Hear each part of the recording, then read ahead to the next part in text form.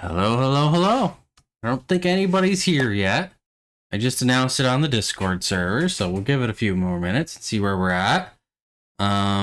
Just give it a couple minutes, see if anybody joins in. Just see what we're doing here.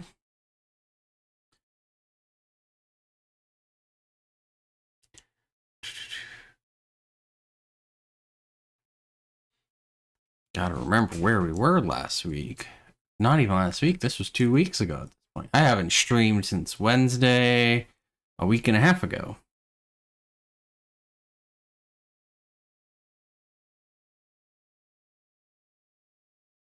See how warm the house gets. It was nice and cool in the house all morning. It's just now starting to warm up, but I can feel the warmth in here. All right.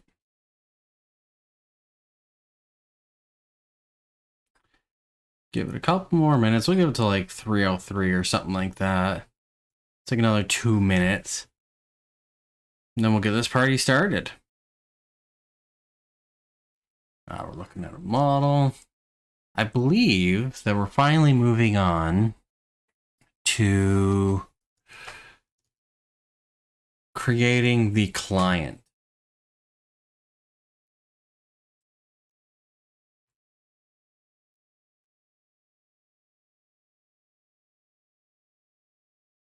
All right, where are we at?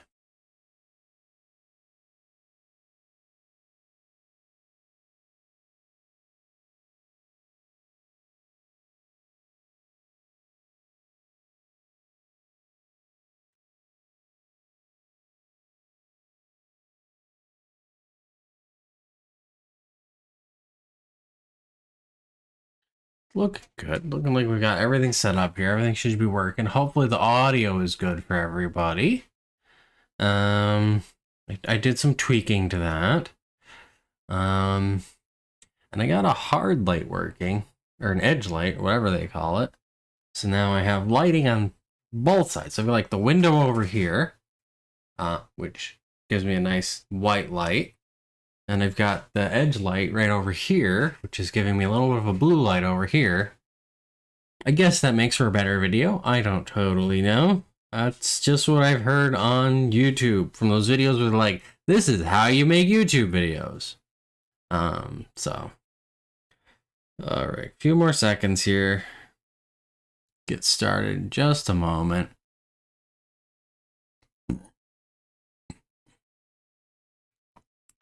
Alrighty. Gotta think, what are we doing? We've got to get the client working, and like we have to get the client set up to sync files. So I'm trying to think here. We need to have the client. I want to do first off, we're doing a CLI client. We want to get all the functionality working, get everything working, get it all functioning. And I want to do that through a CLI because I feel like that'll be the easiest way to like enter into how do we talk to the server? How do we manage syncing files? How do we manage all this logic? Rather than jumping into the deep end and building a whole website and having to deal with JavaScript and HTML and CSS and getting everything laid out correctly and any weird glitches that might show up there.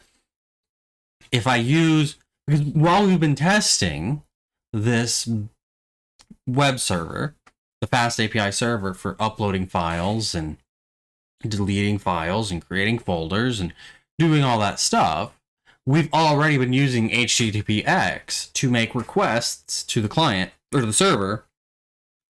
So we've already been writing client code using HTTPX. So I think it makes more sense to just keep doing that and figure out all the client side stuff with the technologies we've been using to test. So this is why we're having to spend less time learning something new, and we're just getting to focus on how does our app work? How does our application work? So I think that's where I want to start. I want to start with the CLI, and maybe like in 2-3 weeks, sometime in June, sometime later in June, sometime maybe early July, we'll begin the process of building the web app.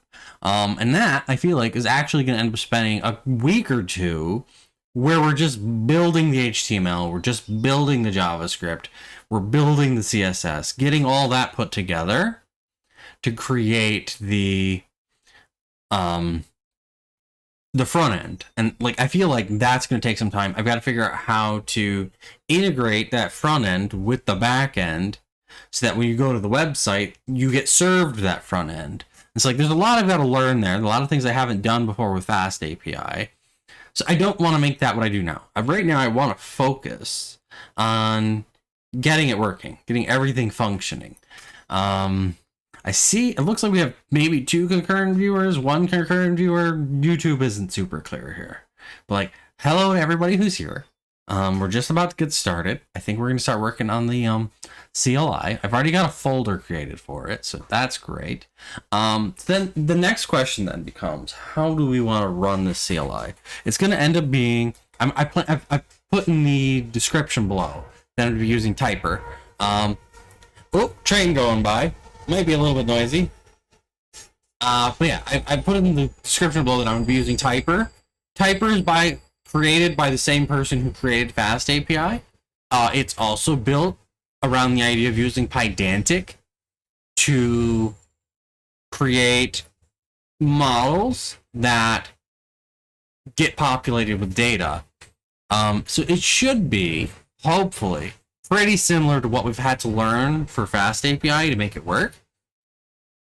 Like, it's an entirely different thing, but like, it should be a little bit more declarative, where you're not having to write like code that says grab this thing or grab that thing, where you're just writing like, here's a model, I want that model to be populated, and then you run your code, and Typer handles figuring out what needs to be populated, what needs to be done. Hello, how's it going? How's it going, Miranda?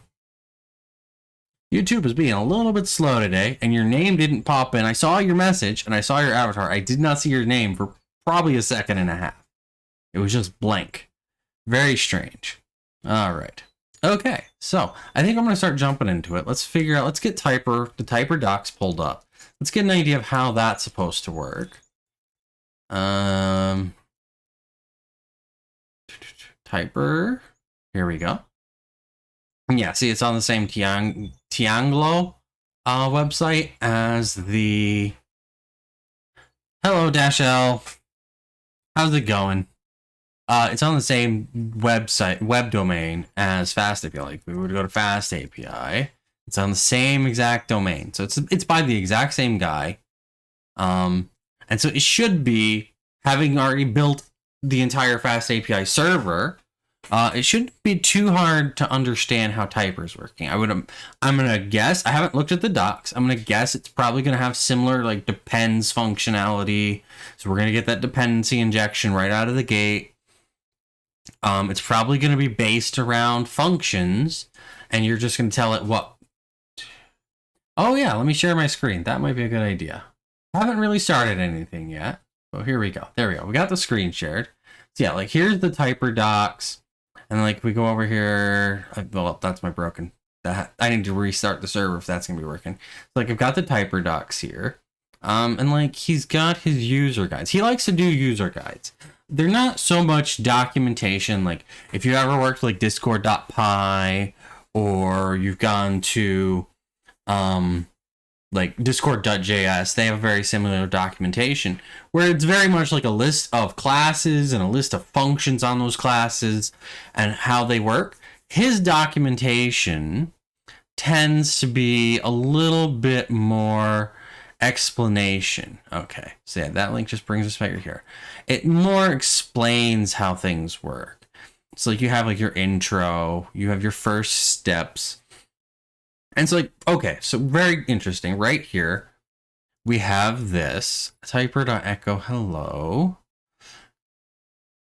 Interesting. All right, so let's just go ahead and we'll get this hello world working. And like, I see he's using dunder name equals the string dunder main. I'm going to be using a package. I'm not going to be using a module. So to do the same thing in Python with a package, to get this same main functionality, you just create a file We're going to create a new Python file, and we call it dunder main. So now when we go into, so let me put real quick right here. We'll just do this. Hello world, right like that. Okay. And then we're going to pull this up and we're going to just do poetry. Let me create a shell. Let's get inside my virtual environment. So now we have our virtual environment. You see poetry activated, the virtual environment right there. So now I'm inside my virtual environment. I can do Python and let's do -m CLI, right like that. And there it goes. It printed hello world. So that dunder main gets run when we import it and run the package straight up. Just run the package. I'm trying to think, like if we were to do Python-c import CLI, if we do that, nothing happens. Now, we could make something happen by doing this. We'd create the dunder init. So like the dunder main only runs if we tell it to run the module at the -amp, like if we tell it to run it from Python. If I tell it to import it, the dunder main doesn't run.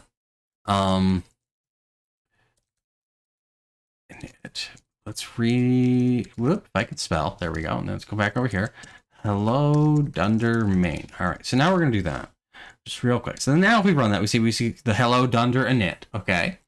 And then when we run the package, we see both hello dunder init and then hello dunder main. So the dunder init gets run anytime the package is called. It doesn't matter if you're importing, like we'll create like CLI.client. We're going to create a module client.py, we might. And then so if we did like import CLI.client, the dunder init will still run. The dunder init.py will still get run. But the dunder main will only get run if we run the package from the command prompt. So that's what we're doing here. We're creating an entry point to our package where we know, oh, the person wants to run the package. So that's what we're doing there. All right, so come back over here. So he's got that. Now let's just get this hello world working so we can play around with typer some. Here we go. And then we do boom. Okay, so I did not save that. There we go. Get rid of that. There we go. And we have to do one more thing. Typer.run main, was it? Yeah, typer run main. Okay. Right like that. So then we come back over here. Boom. And that prints hello world, which is what we're telling typer to print there. And then if we go back over to the docs, you can see it automatically gives us some special behavior. So if we come back over here and we go here, help. And there we go. So now, you get all these, like all of this is coming with typer. Typer is providing all this extra functionality. So it's giving us all of this right here. So like he's got like auto completion. You can have that installed into your command prompt. I don't know how to show my. All right, and then like he has a way to show completion. So like if we were to do, let's do that one. Let's do show completion. I don't want to install the completion because this doesn't really do anything. Requires an argument, and we're gonna do ZSH because that's what I've got here. So then like I can add this to my ZSH config file, and it'll automatically add in the autocomplete for this package I'm creating. Of course, it doesn't do anything right now. It just starts up. But in the future, it'll be able to do more interesting things. So let's scroll down. Let's see. Let's add a CLI argument. All right. So this is what we're interested in. Okay, right here, you see now he's added a name string. Let's do that. Name string hello If I hit the right buttons here, get my fingers on the keyboard. All right, there we go. Now if we run that, it's going to expect my name. Hello, Zech. There we go. So now we're able to pass in an argument, and it's that simple. It's as simple as just defining that argument on the function. And that's what's cool about Typer. Typer does all this for you. And that's why I'm using it, because it's going to provide more functionality for me, and I don't have to worry about like, how do I get the arguments? How do I get an array of arguments? How do I specify what name for the argument? I just create the function and I set the arguments on my functions, and Typer handles everything else for me. And then like if we were to come back over here, let's see. Let's do help again. Does it have the -H? No, it doesn't have the -H. Help, right, like that. So now we see we have a required name argument. So like we have usage, python-m, options, name. So we have to provide a name anytime we call into this. And then we still got all the other options that are down here, like the help options, so completion, install, completion. They still exist. We still have that behavior. But now we can set a name. We can do 2 CLI arguments. That just kind of like follows from what we've already learned here. And like you'll see, like when you add 2, it tells you the arguments are both required. What I'm curious to see is, how do we create commands? How do we say, I want to upload a file, or I want to sync a folder? That kind of stuff. How do I do that? So we've got to figure out how that works.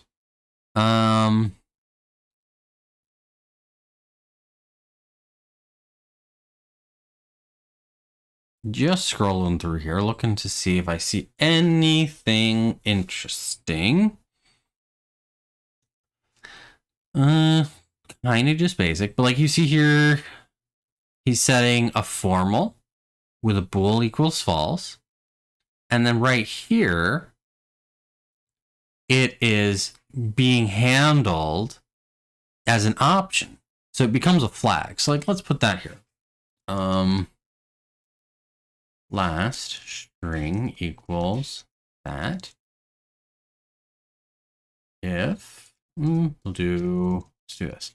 Message equals. There we go. So now we've got a message. If last. I'm just curious how this is going to work. Message plus equals. Like that. And then we can do typer.echo message. Right, like that. And then we come back over here. Now if I run it,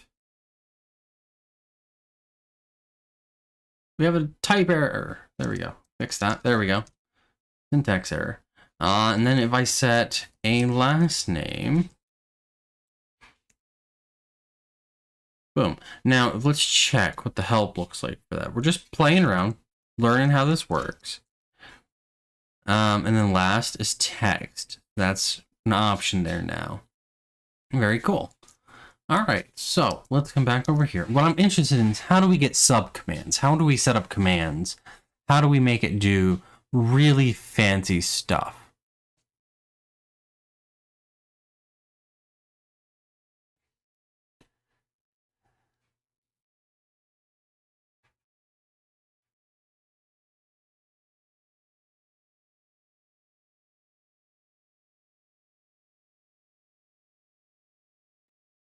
So yeah, just the only, like right here, to convert from a CLI argument to a CLI option, just give it a default value. So that's how that's functioning. Anything that has a default value is going to be put behind a -- flag. So like you have to do -- last name, -- formal. So all of that stuff comes in through that by just by setting a default value on the function. Document your CLI. Ooh, interesting. So like,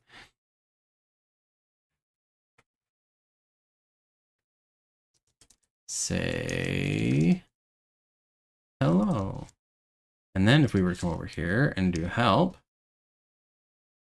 there it is. There's the documentation: usage, python-mcli, options, name, and the little message we just put in here. So we can put in like explanation of how all of this functions right there. All right. Like all this neat little functionality is what Typer is giving to us. This isn't something that comes with Python. You have to install it with Typer. And this is why, like, if you were to use Python, comes with argparse. An argparse will let you build a CLI like this, but it's not going to have as many features, and everything that you want to do, you've got to build yourself. And that's the beauty of Typer, is that it provides all of this function for you.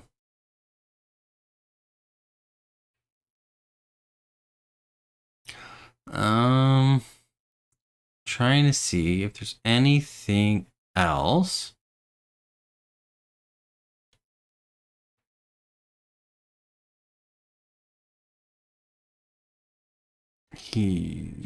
Printing and colors. Ooh, does he have color support? That might be fun.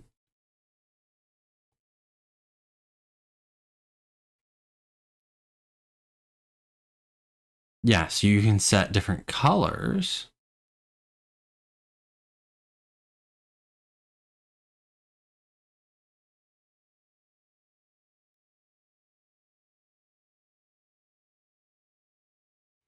Right, so let's grab this just for fun. Message plus equals.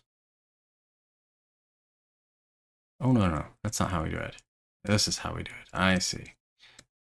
So whatever we put in there gets colored. If we put message,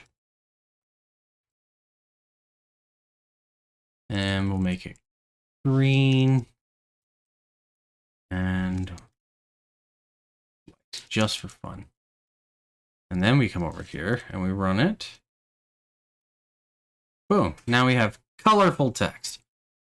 Terrible colorful text, but it worked.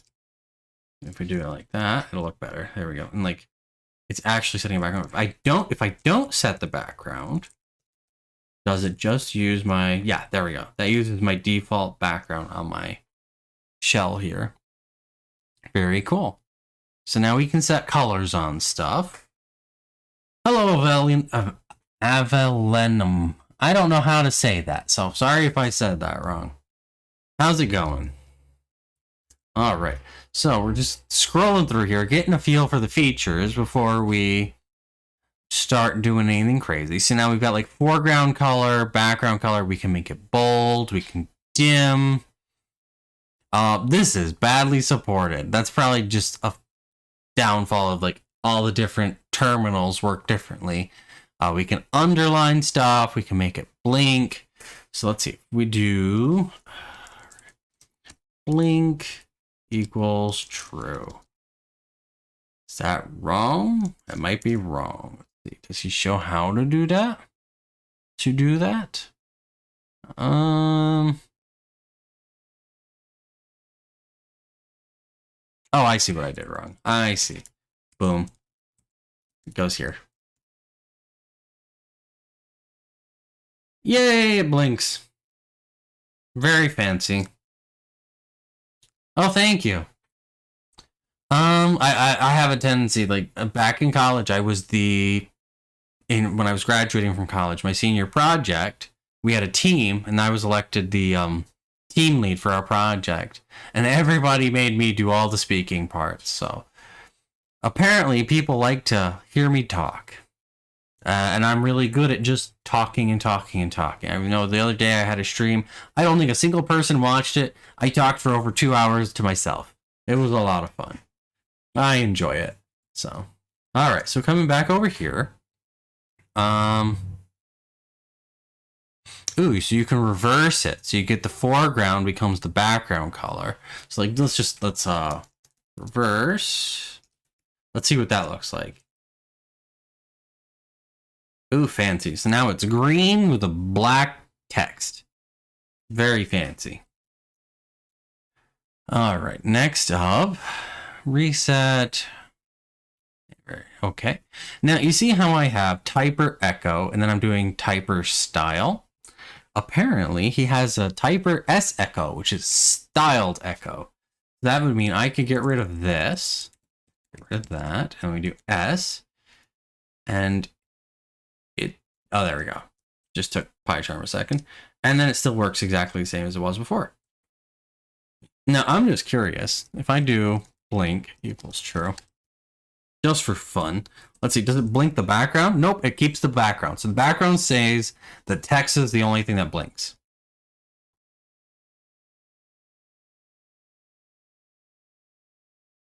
Oh, I find talking to myself definitely helps with learning, for sure. All right, next up.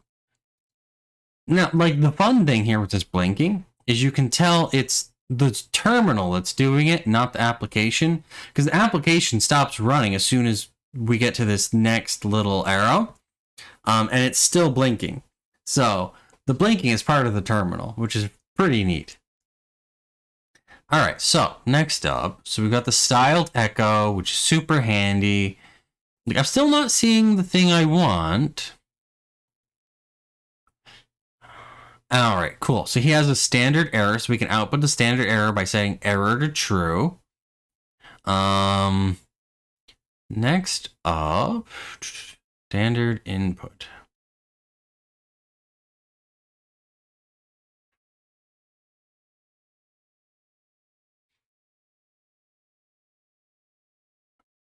All right, terminating. What is this? So if we have a reason to exit, like if there's an error or we don't need to run any more logic, like the thing they want that our user wanted to do is already done, we can call exit. Let's just see what that looks like. We're just going to do if exit early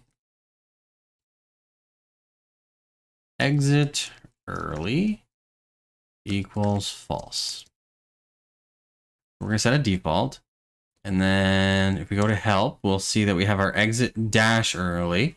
So it's changing the name a little bit. So it's not got that underscore. It's using dashes. Then we do Zech exit early. It is set to text. We don't want it to be set to text. We want that to be a Boolean, right? Like that. And then now, since I just changed that to be a Boolean, you're going to see the help changed. So now we have exit early and then no exit early, which is the default. So we put in the exit early flag and it should exit before it prints anything. Get rid of this. Boom, exit early, boom, nothing prints. So when you call that, when you raise a typer exit error, it doesn't do anything. It just exits the application. Let's see if there's any more behavior behind that.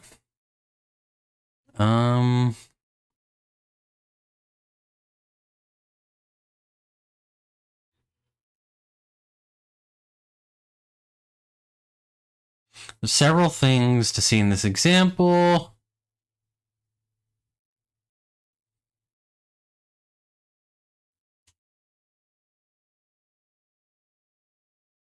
Okay, so yeah, he's just showing how like the exit can be raised anywhere. You can raise typer.exit from anywhere, and it'll stop everything from running at that point. All right, very cool. Exit with an error. Okay, cool. So we can set exit with an error code equals 1. So then we can do that. Exit early. And now you see my caret right there, the little arrow turned red. That's because it exited with an error code. It didn't display a message or anything, but it did tell the terminal that something went wrong. Something that was supposed to happen didn't happen the way it was supposed to happen. So my terminal told me so, told me that the previous line failed by showing me that the next line it was a red cursor, red arrow there. So that's interesting. That's handy in a way. And like the reason why that might be useful, because like when I'm just typing stuff into my terminal, that exit code isn't necessarily useful for me. But let's say we have some other code that runs our CLI application. When that error code comes back, they can do something with that code. They can see it was a 1, and so they need to react this way, or maybe we return a 2. Like if we're creating a user and we return error code 1, now the whatever called our application knows that that user already exists. Or they are trying to log in and they get error code 2. They know that the application wasn't able to connect to the server for some reason. So you can give a different error code for different reasons, and something calling your application will be able to use that. Maybe we can explore that more later when we get into doing tests. That'll be interesting to see. There's a special exception we can use to abort a program. What does it mean to abort? It works more or less the same as exit, but we'll print aborted. All right, so let's see. Let's see that in action. Let's see that in action. It should set a code, takes no keyword arguments. So there, now we aborted. I don't know why we would want that. He doesn't seem to. Okay, just that you have a way to explicitly say the application aborted.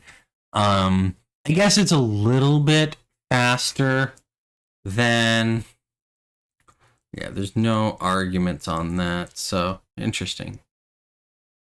Because like you see, here's where he's declared the classes. So he has the abort, which is just a runtime error. And he has exit, which is also a runtime error. But the exit takes a code. So that's how he's doing that. Literally, there's a dunder init on the exit class. So pretty simple, nothing fancy. I was just curious to see if there were any arguments, parameters for the abort exception, but there's not. And like I've said this on past streams, learn your hotkeys, your shortcut commands on your keyboard. Like I'm able to literally jump into hid the code that the typer library package has just by pressing command down on my Mac. I can just select anything and jump right into it, which is super duper handy. Like I can check out the code for secho. I can just go right here, secho. I can see like it takes a message. Interesting, it can take a file. I don't know what this NL is. So we can come down here and he's got the docs right here on that function. Does it tell us what NL does? I don't see where it tells us. But you see like right here, he's calling style. He's putting that into the message and he's passing message into echo. Maybe if we jump in here, we see we've got NL again. Aha, there we go. It selected it. Print a new line after the message, enabled by default. Like being able to jump into the code for the typer package using that command down shortcut key on my keyboard is super powerful because it brings me right into, on a well-written package, it brings me right into the documentation for that function. It shows me exactly what's happening. I can jump down here and see exactly how the function is working if I want to read through that code, and I can get an idea of how things actually work. Like actually something really interesting right here. Right, if we flush, we come down here. He's calling flush. What is this file? This file. Aha, okay. So file right here. Like I just mentioned that a second ago, that it's interesting that it takes a file parameter. That file parameter, right here, the docs say, right, the file to write to. So it defaults to standard out. So right here, it's checking if file is none. If error, file is going to be text standard error. If it's file, otherwise it's going to use default text standard out, right? What's interesting here is I can see it's calling file.flush. What does that do? Typically, to make your computer a little bit more performant and make it run a little bit better, to make your program run a little bit faster, we don't want to write to a file every time we make a write to the file. Like if you write 30 bytes out into a file, it takes time to take that 30 bytes and put it out onto the hard drive. So what the operating system will do is it'll buffer the file. So it just stores whatever you write to the file in memory, which is super fast. And then once you hit a certain point in the buffer, once it gets to a certain size, usually it's like a kilobyte or 4 kilobytes, somewhere around there, right? Once you get enough stuff, it'll flush that out to the hard drive. So it'll actually put it out on the hard drive. And if you close, and that's why it's also important to close files, because if you don't close the file and anything goes wrong, it might lose that data. So when you close the file, even if the buffer isn't completely full, it'll write all that out to the hard drive. It'll take it from memory and put it onto the hard drive. But if you want to make sure something gets written to the file and you're not quite full on the buffer and you're not ready to close the file, or you can't close the file, you can call flush. And why this is interesting and why I actually care about this kind of stuff is that, like, we want to know, like, how is stuff being written out to the screen? If it's being buffered, it's not going to get put on the screen. Because everything you see in your terminal, like all of this, it's treated like a file. And it's showing you the contents of that file. And it's passing that file into each application you run as standard out. So when they want to whenever a program wants to put something in your terminal for you to see, it has to write to the standard out file. And that's a very Unix thing. Unix does that. Unix treats just about everything like a file. So if you're talking to something on the internet through a socket, you're going to be writing to a file. If you're going to be working with your terminal window, it's going to look like a file. Like, everything is a file. And so it's just like, it's neat to see that he's actually flushing it out. So that means if there's an exception, every single line that we've written to the screen will have been flushed already, and the standard out buffer is always going to be empty. So if there's an exception, everything we echoed out will show up on the terminal screen. So nothing will get lost or be missing. Like, you can see down here, like, he has not out, return, exits, flushes it. And then down here, he's got a flush right at the end. So he's always making sure it gets flushed out to the file, which is pretty neat to know. And like, that's the power of being able to jump into the code using like the command down. I can't remember. I think like, is it maybe VS Code is command control enter? I can't remember off the top of my head. I don't use VS Code enough to really know. All right, so back to the documentation. Enough rabbit trails here. All right, so we got through this file. We got to the abort. Not something I'm super like, I definitely think we can use that. Aha, you know what? Intro arguments with default with help. Actually, let's see how that works. How do we, like, when you're looking at this right here, when we do Python, let me go right back to the help here.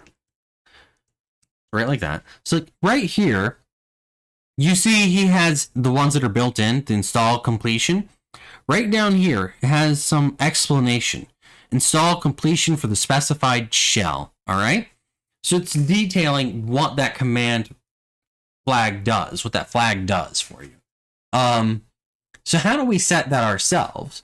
And that's what we're going to look at right here. Add a help text for a SQLite argument. This is a little bit messy, in my opinion, but it's part of the trade-off. He's providing all this functionality, and you've just got to declaratively tell him, you got to tell this package what you want, and it builds all the code to do that for you. And all you're having to do is set this as the default for the argument. So if we come back up here, we're going to format this like this. I don't like lines to get too long. This is about to make a line that's very long. Right, like that. Now, I don't know. I'm assuming that because of it being in the docs, this is required still. Yeah, they both raise an exception to break the execution. And that's pretty much the only way in Python that you can do that. Like, because what's happening is he wants to know your code is done. Typer wants to know that your code is finished. And you want your code to stop running. But we all want Typer to finish out the program and handle anything that needs to be done. So like if we were to call like system.exit, the program would just end, and Typer would have no opportunity to clean up anything or deal with anything. It wouldn't have any information about what you're doing, like how you want it to exit, anything like that, right? So where he's using the exceptions, because that way your code will end and it'll bubble back up to a try statement. He's probably got like something like this. He has like try and then run their code, right, like that. And then he has except, exit as E, typer.exit as E, do something with exit, and then he's probably got like an accept, abort, and then he's got, and then he does Typer dot echo abort, right, like that. So he's doing something like this in there, and so like all of your code is getting run right here, and then he's able to catch all of the things that whatever your exit is, whatever your exit state is, however you want your code to exit, he's able to accept that and then handle it however he needs to handle it. So yeah, that's why that's happening that way. Exceptions are just another form of control flow in Python. So like in Python, you have your for loops, you have your while loops, you have your if statements. They're all control flow. Now we've got the match statement. They're all control flow. They change the flow of your code. Like if exit early is false, this code doesn't run. So our code flows around that. If last is set, it flows into that if statement and runs this line of code.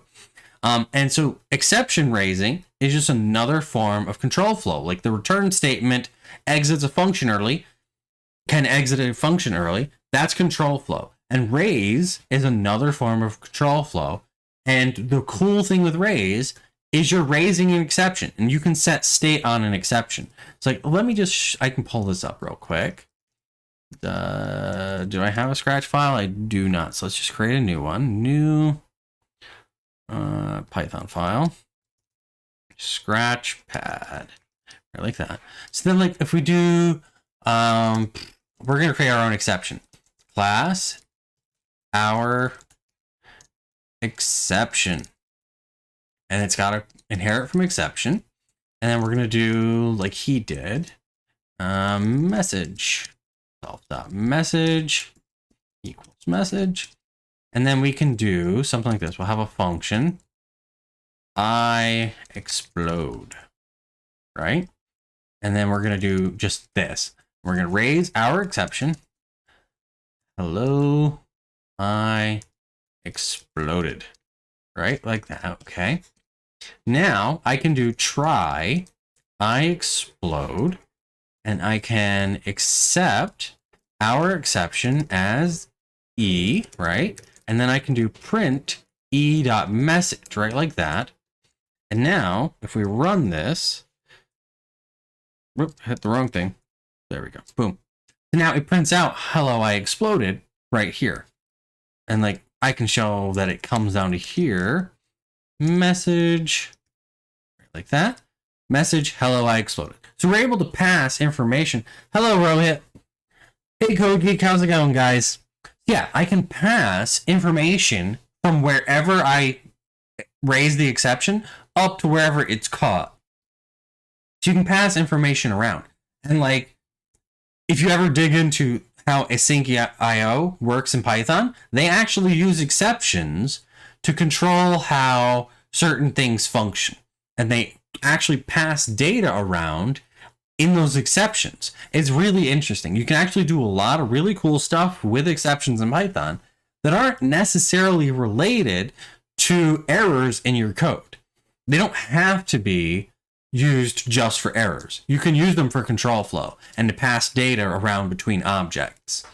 With the side effect that as soon as you raise, your code stops running at that point, and just bubbles right back up to the next try statement that can catch it. I'm doing good. Having fun. We're learning how to use Typer. It's by the same guy who made FastAPI. And like I was just looking at this, and I was just talking about how this right here is the default. And I know that because FastAPI does the same thing. They have their depends, which lets you, so like there's FastAPI depends, which lets you do dependency injection. And you can tell it that there's no default by passing in the ellipses, which is just an object in Python. That's an object in Python that you can pass around, that you can use in your own code. So you have to tell it there's no default, and then you tell it what the help message is. All right, so now if we come back over here and we do help, now it says arguments, the name of the user to greet required. So the message we have here now shows up over here. Very handy, very, very handy. All right, so let's come back over here. Let's just see if there's anything else interesting in here. Combining help text and doc strings. I'm trying to see. All right, just basics. All right. Help with defaults, and here he explains the defaults. Like, all right, so like we have last string, and it's an empty, right, like that. So if we wanted to have that still be an empty string, because like if I set that like that, okay, let's just jump back over here to remind everybody. I literally streamed to nobody before. I had plenty of fun. I like to talk. I enjoy talking, and like people are asking questions, and the whole point is to just I'm learning. I'm helping anybody who's watching learn. I can expand on like how things function based on my knowledge of how things work. So if anybody's gaining anything, I'm happy. It makes me happy to just do that. So yeah, I'm having fun with it. So like right now, if you look here, you see that last is an option, and you have to use the -- last, and then you provide the text. If I just set the last name of the user to greet, so if I set it right like that, and then we come back over here, and because we're using the ellipses right there, now you'll see that last is now required. It's no longer an option. But now we've got our help text. If I wanted to make it optional again, all I have to do is this right here, right like that. And then we come back over here, and now it's optional. Last name of the user to greet. But it is different still. It's no longer a -- So let's figure out exactly how this functions. It's interesting that that's how that worked.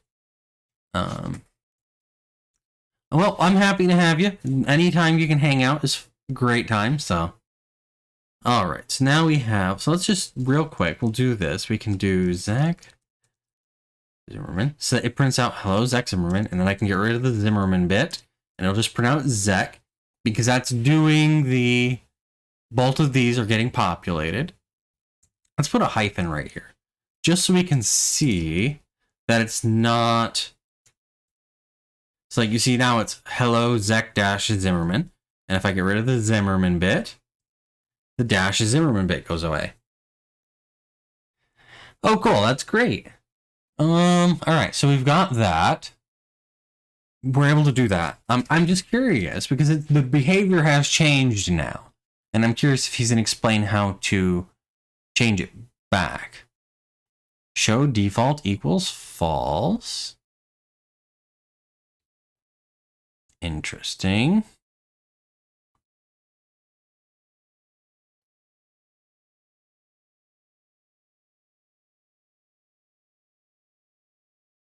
So like you can set the default and you can give it special text.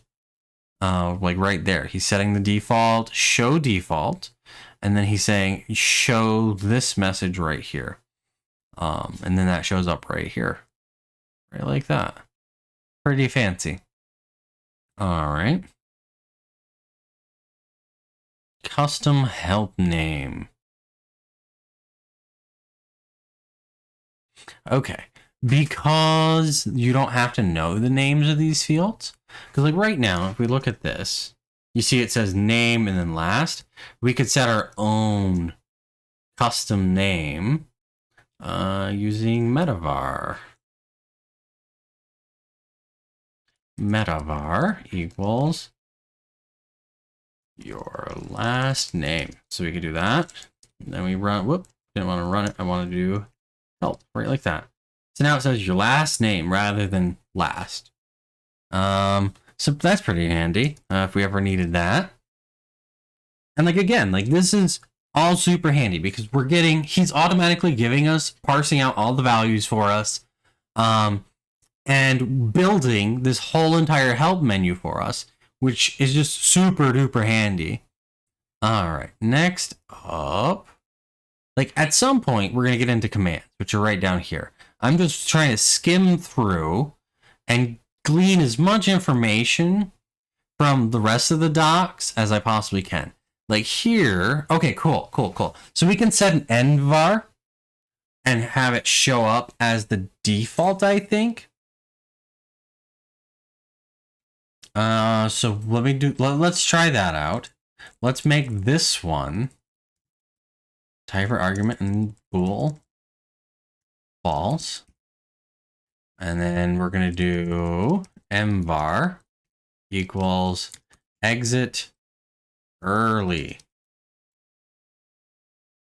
Right, like that. And then if I do help, now we see we have exit early is optional. And then it's pulling in the test exit early. And so we could do, so now if I run it, it doesn't exit early. It prints out our message, right? But if I do test exit early equals true, did not function the way I thought it would. Trying to remember how that works. Let's see. Google. Unix CLI set environment variable before a command.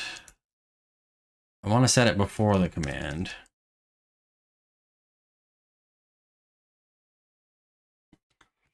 And oh, okay. There's just a space, maybe? Well, we'll find out in a second, won't we? Aborted. There we go. So it exited early. Then if we get rid of that, if we set that to false, right, like that, and then we run it, now it shows up. So we're able to set an environment variable to change how what gets put into the argument, if it's not provided. Very neat. Very interesting. Trying to see. Let's see. Default false. So like if I were to do, like the test exit early is set to false, but then if I do aborted, so like if I get rid of the true, it runs. So you can set the variable, you can change it and override the environment variable, which is similar to how Pydantic handles the Pydantic settings model handles environment variables, where a value that you set overrides the value you find in the environment variable. So that's super handy. All right, come back over here. And yeah, so we're just skimming through this, trying to learn how Typer works, because I've never worked with Typer before. Multiple environment variables. Not restricted to a single environment variable, you can declare a list of environment variables that can be used to get a value if it was not passed in the command line. So we can actually set a list of environment variables, which is super handy.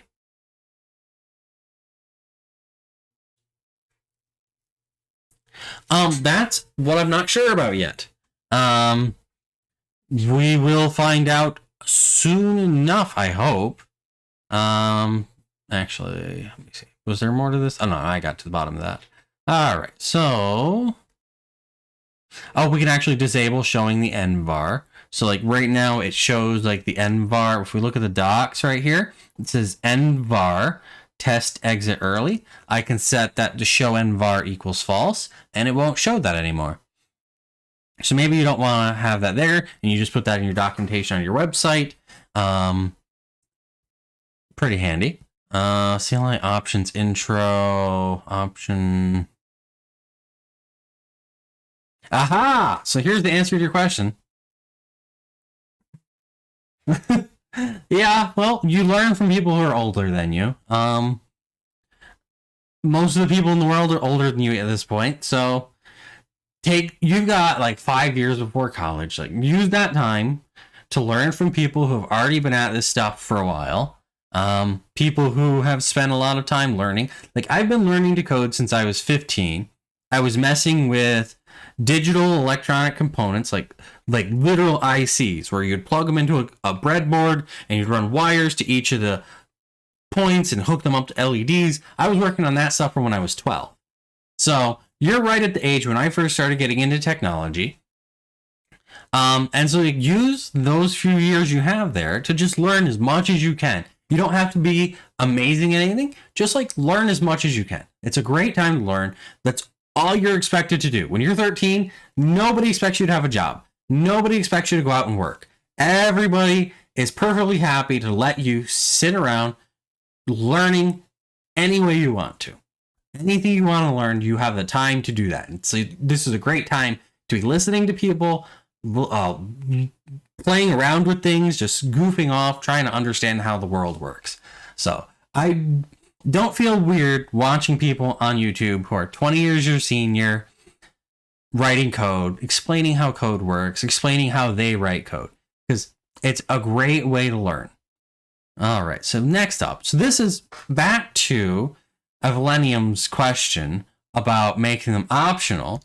We were using typer.argument, and I mentioned that it changed the behavior from the way when I just set a default. I can use typer.option. So if I come up here and I change this to option, we can do this.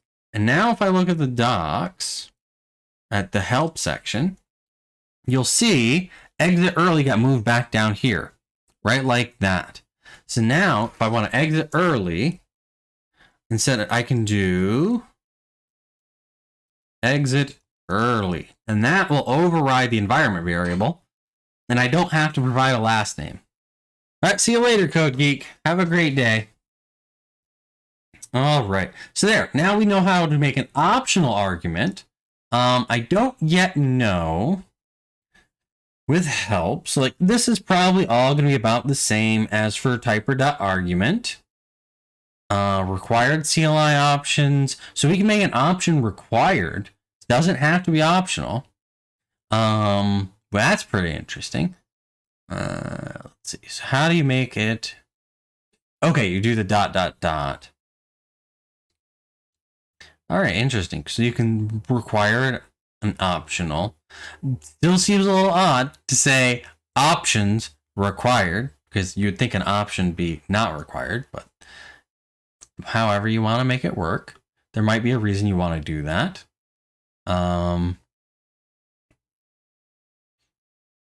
Ooh, that's really neat. So like if the option isn't set, we could prompt the user to set an option. That's really handy. Like if you want to have, like if you're using like poetry to manage your dependencies in Python, when you run poetry in it asks you what's your name, what's your email, what's the name of the package, what's the version number, what version of Python should you use. So it has all these things that it's asking you. So it has a setup workflow. And this would let you do that exact same thing. You just you would literally tell it what prompt you want. So like we can update this. Let's update this. Let me do this. Option, prompt, what is your first name? Whoops. All right. And then we have prompt, what is your last name? Okay. Now let's run it. But this time let's run it without any arguments. What is your first name? What is your last name?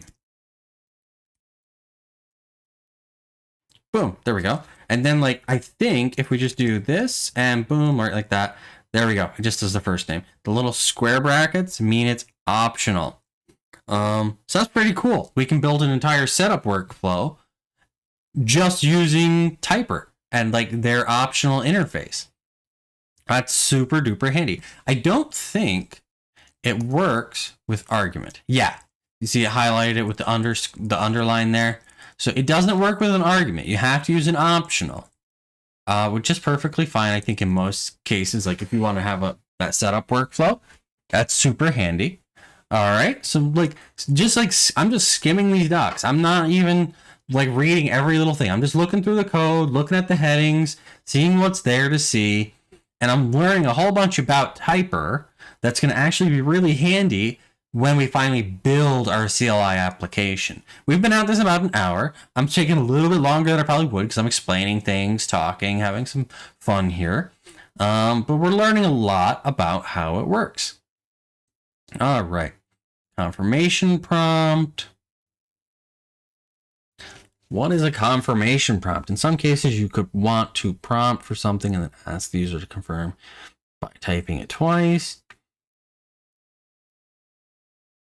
Okay, so that's just having the user type in the same thing twice.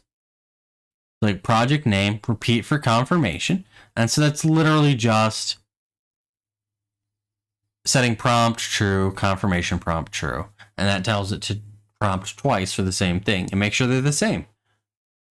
And like here in his example, he's using for deleting an old project. You probably don't want to make changes that are irreversible without confirmation. So that's what that's for. Right.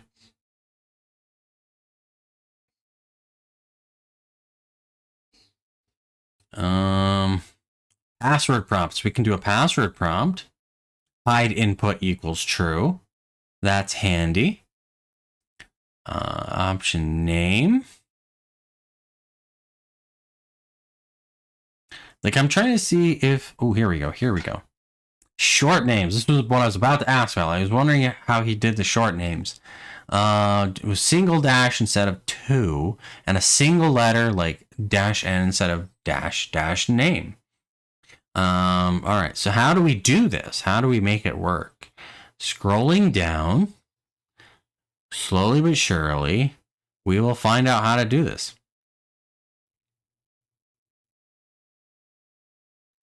Did I miss something?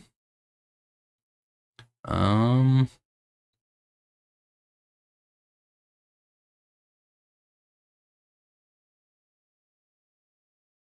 like he supports combinations.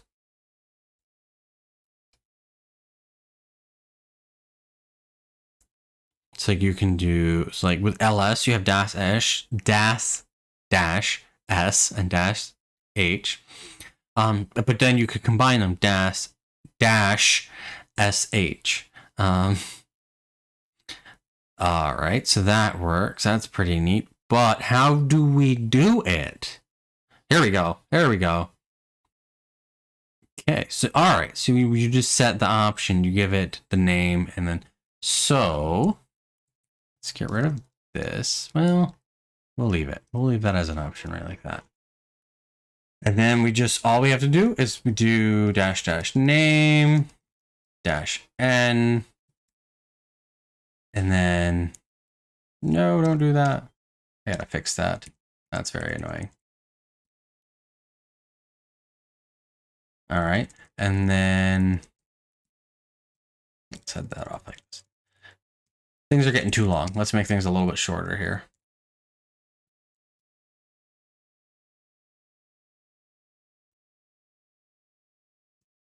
Why are you doing this to me, PyCharm?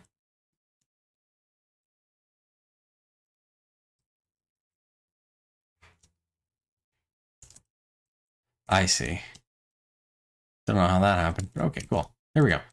And then we can do, let me get this on the next line. Then we'll do prompt on the next line. Let's get this one cleaned up.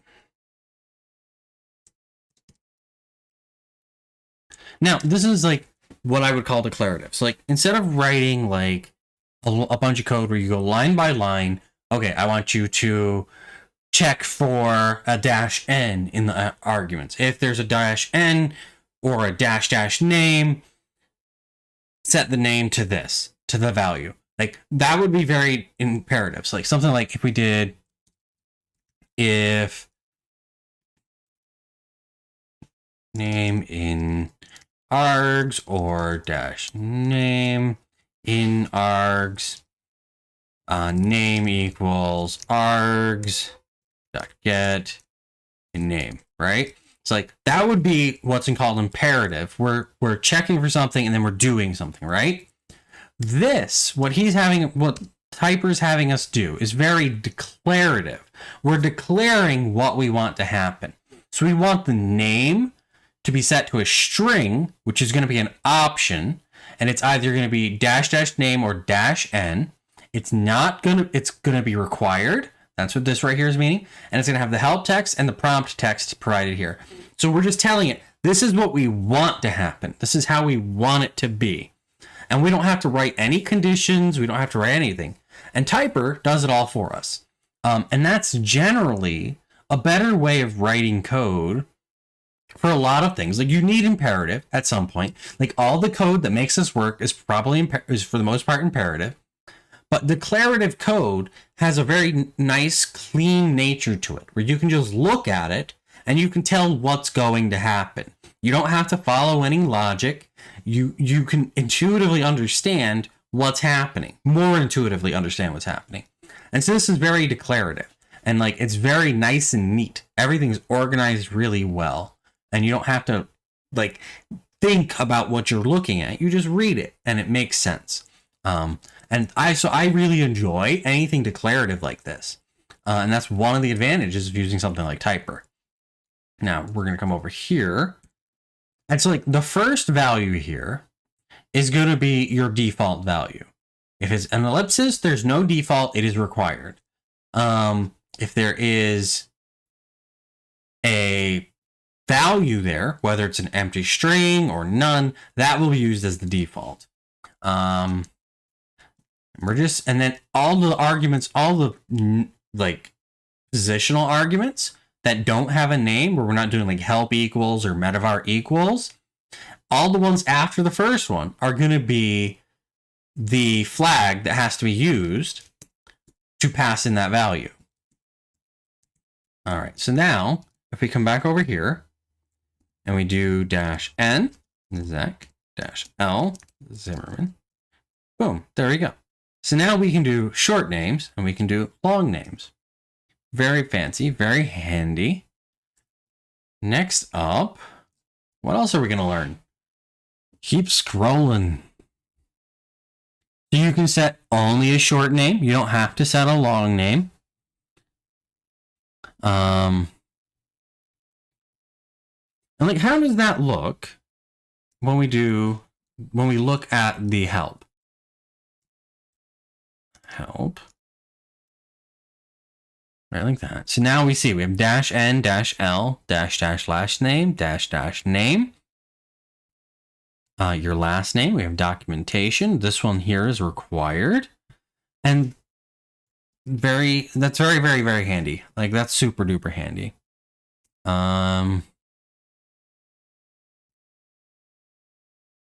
What is this? If you want to have a default long name plus a short name, you have to declare both explicitly.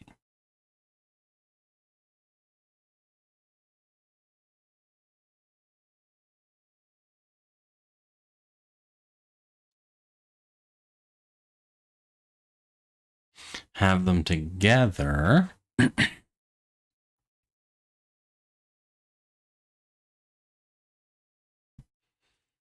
I'm not sure.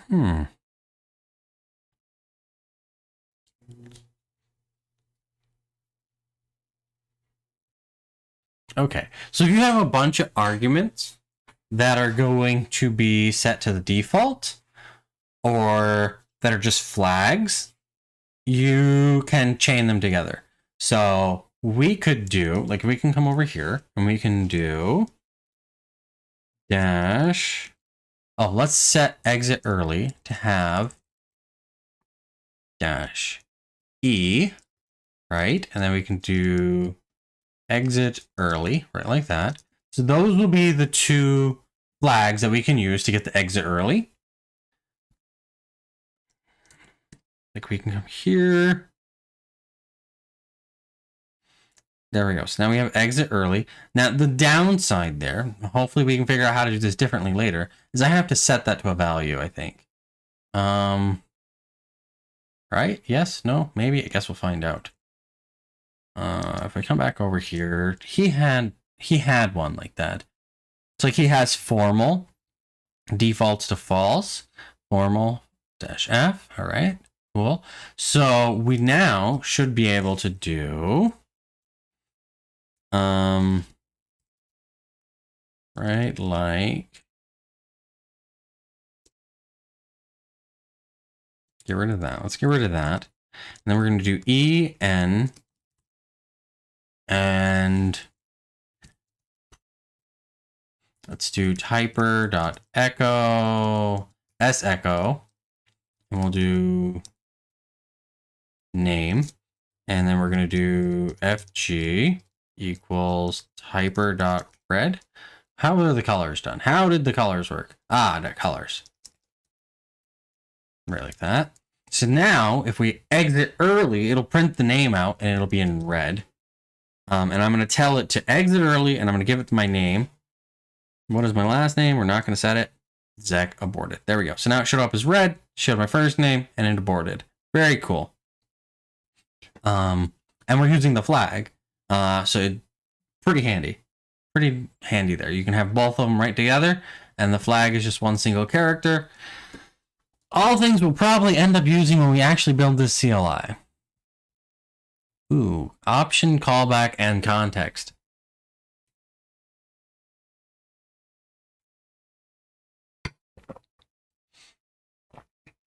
Some custom logic for specific CLI parameter. Validate CLI parameters so we can do validation. So he's showing us he has a function to make sure. Oh, there's even an exception we can raise for it. Bad parameter. This way, the typer code knows why we exited. Callback equals name callback. All right, so it's just a callback, so you can do anything you need to in there. You can use the typer bad parameter to do validation. And like, because we're raising typer bad parameter, typer knows that there was a validation error. So it knows because like you see, it says bad parameter, only Camilla is allowed, okay? And so here, they've typed in name Rick, not allowed, it's not Camilla, so it's gonna raise the bad parameter. So typer knows that it's just called the name callback for the name option, right? So it takes that information, it catches this bad parameter exception, and it's able to say invalid name for invalid value for dash name. Only Camilla is allowed. So it shows this message after telling you which flag, which option was incorrect, which option raised the exception. So that's why they provide this bad parameter exception, so they can determine what happened, where it happened, and then they can provide some special context in the exception message. All right. Handling completion.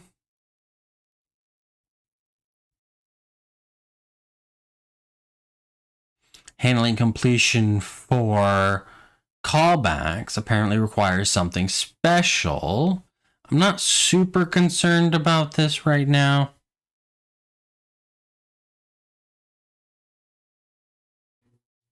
Use the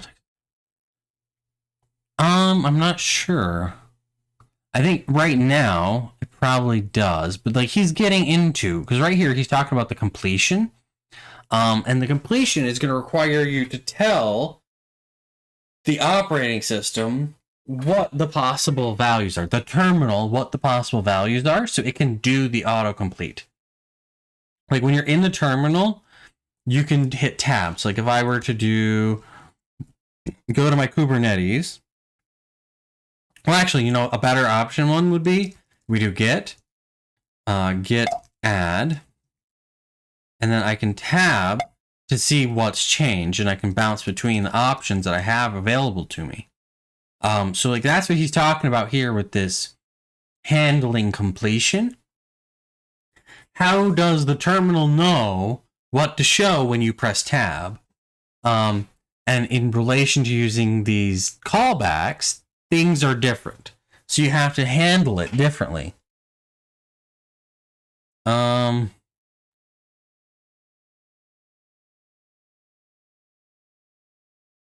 So I'm just trying to see.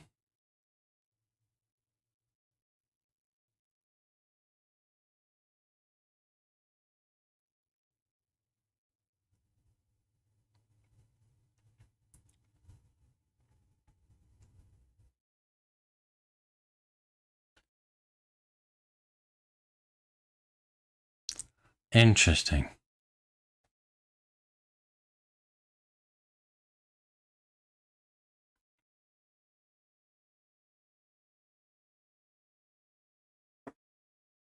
Odd. Very interesting. So apparently, I'm not sure how this works. But when you try to do the auto completion, when you do the tab, it runs the code, apparently. So you have to be careful to check that the completion hasn't happened. And so you have to use the typer context to check and see if resilient parsing is true. If resilient parsing is set, then you need to return because you don't want to raise any exceptions. And you see right here, they tried to do a tab to get some auto completion, and then it got command not found validating RU typer main typer app. So it caused some weird behavior. So you have to check and see if the context is set to resilient parsing. This way you know someone if resilient parsing is set to true, you know someone tabbed. You know someone tabbed to get an auto completion. All right, very handy to know that. Using the callback param object. The same way you can access the context is by declaring a function parameter with its value. You can declare another function parameter with type typer callback param to get the specific click parameter object. What does that mean? If you had a callback that could be used by several CLI parameters, that way the callback could know which parameter it is each time. Okay, so you can have a callback know what it is. What parameter it is. So like if you have this set, we could validate, we want to make sure that all of the names, like the last name and the first name, are both just letters. We could use the same callback for both, and we could know which one it is by using this right here to have typer inject the parameter information, and then we can check the parameter name right like that. Okay, so that's pretty handy. That's useful.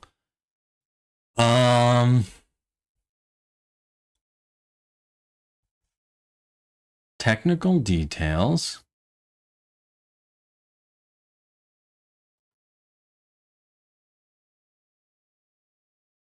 See, all right. Type annotations.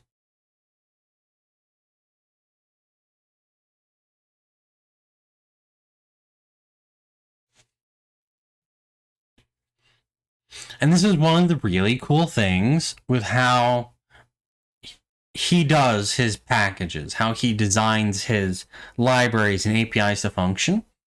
Like, if you've ever used like Discord.py and you've tried to set up commands, you've probably had to deal with the CTX variable. And like, it's always got to be like the first or right after self for parameters, and then like everything else comes after.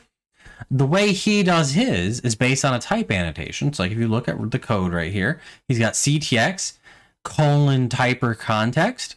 So he's using the type annotation to tell it, for you to your code tells typer which parameter should be the CTX. So it doesn't have to be the first parameter. You can have other parameters in here, and typer will handle figuring out where it needs to insert the CTX, to where it needs to insert the context.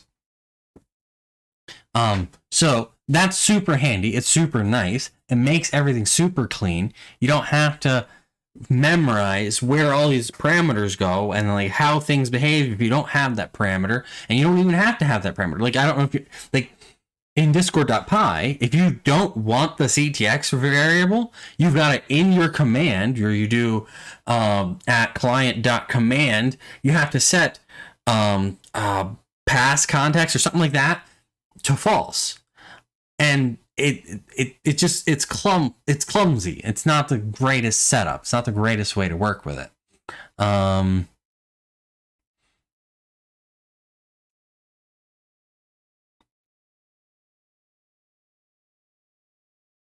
As the main function.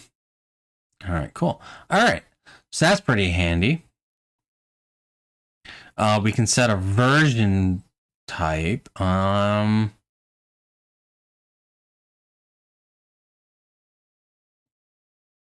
The version callback.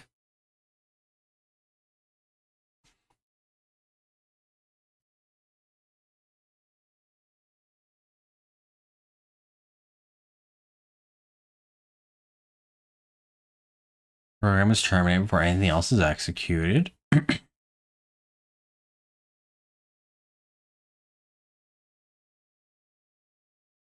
All right. What is eager? But now let's say that the name CLI option that we declared before version is required, and it has a callback that could exit the program.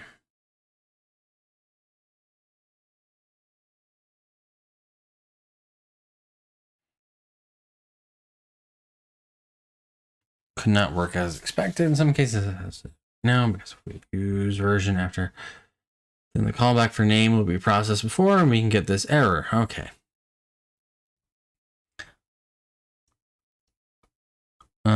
Fix this with is eager. All right, so basically, the is eager parameter here, the is eager option, just lets us set one of these to be like it shows up after the name option right here, but this version callback will be run before the name callback because it's eager. That's all that's doing, which is pretty handy. If you ever need to change, you want to have the parameters in a specific order, but you want to change the priority of when they get run. That's what that's allowing you to do. And then option auto completion. This is what you were asking about, I believe. We'll find out in a second. Custom completion. Auto completion. Yeah. Yep. So this is where we would set that. So we would set auto completion equals complete name. And then that's going to return a list of options that we can use for the completion. And so then when we do typer, main, py, run, name, tab, Camilla, Carlos, Sebastian. So it lists out what's there. Pretty handy. Now we can get the incomplete value. So like if you want to type out part of it and then hit tab to get the completion, that's possible too. And it'll pass in the incomplete. I'm trying to see. All right, so if there's no argument, it won't even bother. It's smart like that. It understands, oh, there's no parameter, so don't pass in the partial. But like this one has the incomplete, so it'll get the partial what's been typed out. And you can figure out what is the best match and show just those, which is really nice. Like here you see he's done run, name, CA, tab, and then he gets Camilla and Carlos, and it doesn't show Sebastian. because Sebastian doesn't start with CA, but Camilla and Carlos do. So that's pretty neat and something we'll definitely be using because I think it'll be really handy when you're trying to upload a file. You don't have to know the entire name of the file. We'll be able to say, you can just hit tab and we'll be able to list out all the files that you can add. It'll be really handy. It'll be super duper handy, actually. Add help to completions. How does that output? Not a fan of this being a... Okay, so cool. So you can set like a help option there. So if you have like modes that you want to set, or like you have a list of flags that you want to be able to have them set on the thing, you can give a help text for each one. And like, this is what's really cool about how he designs things with great developer experience. It's DX, developer experience, because it's the same interface. You're just changing what you have. So like, you don't have to have the incomplete part. You can just get rid of it and just return a list. Or you can have it and you can do something smart with it and he'll handle that. Like, Typer will handle that, and like, it looks at your function, it says, all right, it takes the parameter, we're going to give it to it.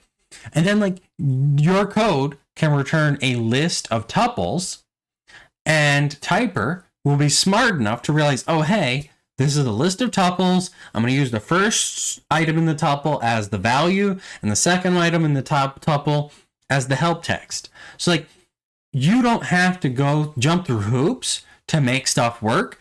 You just have to provide the stuff you want to provide, and Typer figures it out from there. It's really nice. It's really easy to work with. And like, here he's saying like, help text will be visible in ZSH, Fish, and PowerShell. Bash doesn't support it, but completion will still work the same as if you didn't provide it. So Typer handles this stuff in a smart way that is really, really handy. Now, like here, you're having to build a list. So you've got completion equals a list, and then you append items into that list, and then you got to return that list, which is fine. But like, this code right here is a lot cleaner, and it does the same thing using yield. I don't know how familiar you are with yield, but yield just turns this function into a generator. So that means you can loop through it just like it were a list. And it'll call yield for each iteration of the loop. And so you can just write a really simple function using yield, and it'll function exactly the same as the function that was using the list, which is super duper handy. And it's another example of that DX that he is prioritizing here. You write the code how you want to write the code, and Typer figures it out. Typer will handle it however you're comfortable writing it. Very handy, very useful, makes for a really cool developer experience.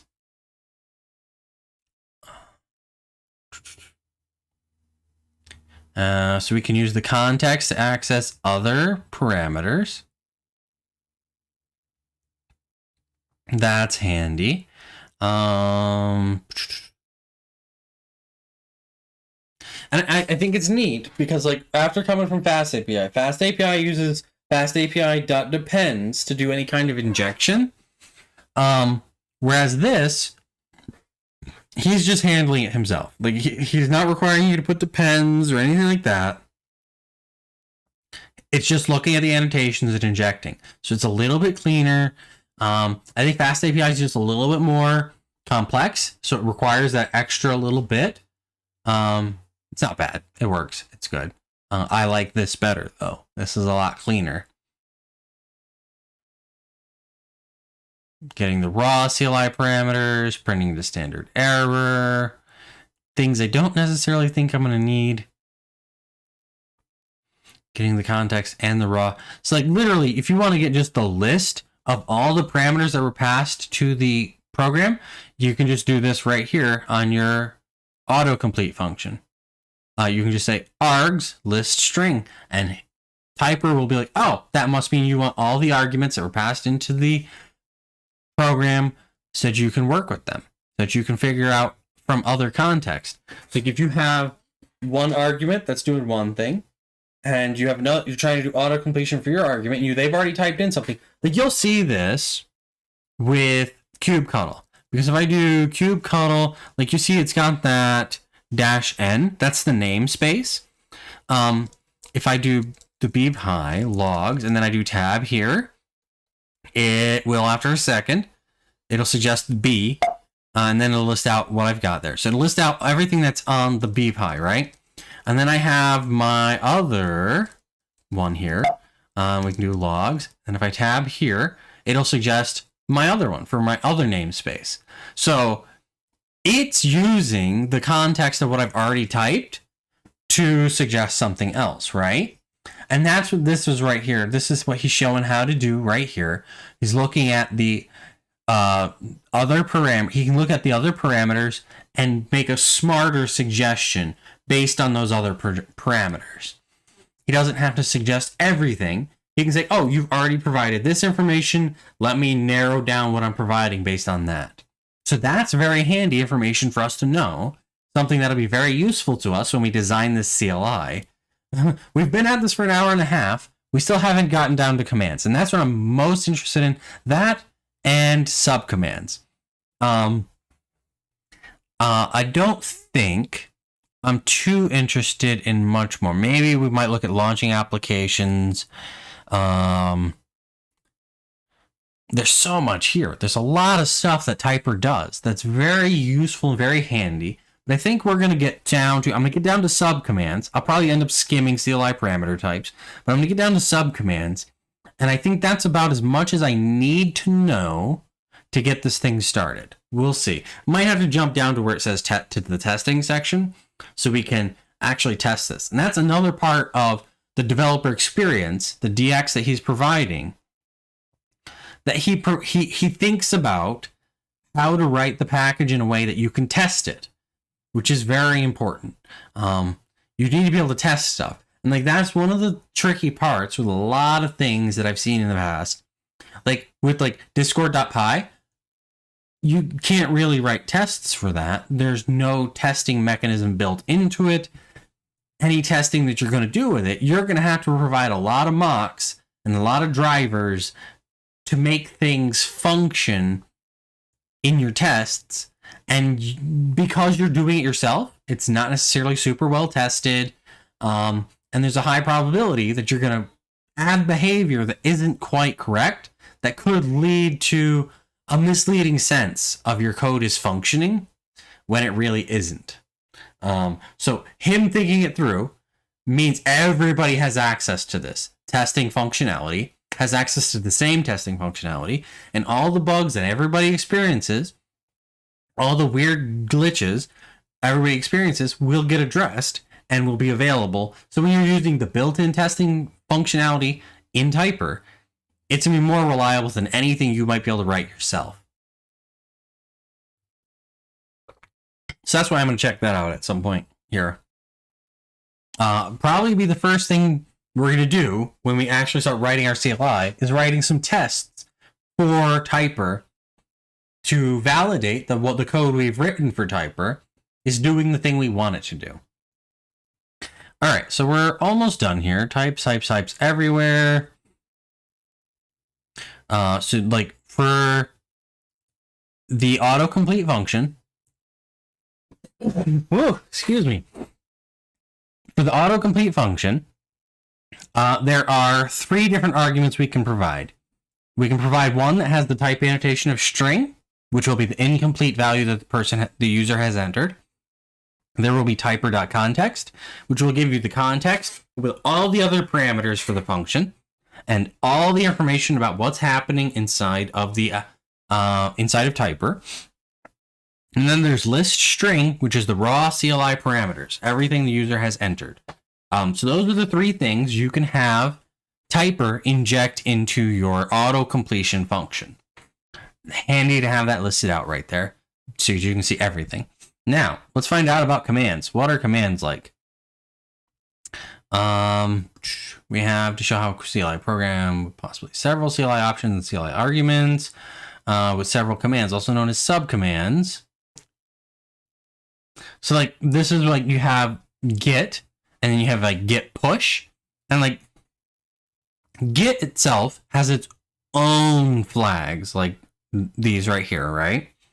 But then git push has an entirely separate set of flags and options that you can pass into it.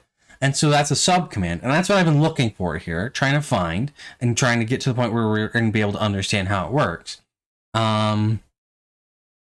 Explicit application. Before creating CLI applications with multiple command subcommands, we need to understand how to create an explicit typer.typer application.